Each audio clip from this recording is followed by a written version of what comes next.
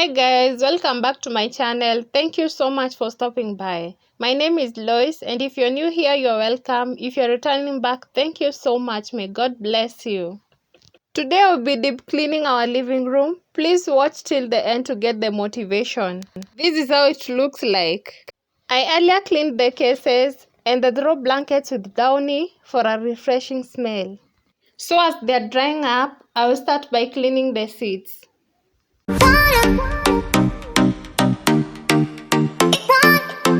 To clean the seats, I'm using warm water, a powder detergent, and a microfiber towel.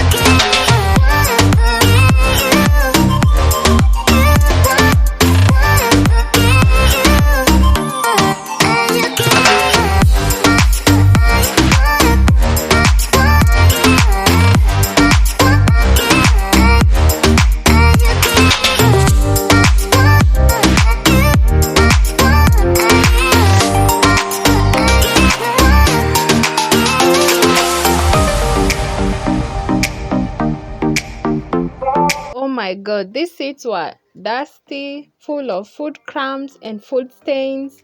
Moms out there, do you experience the same? If not, comment down below how you deal with it.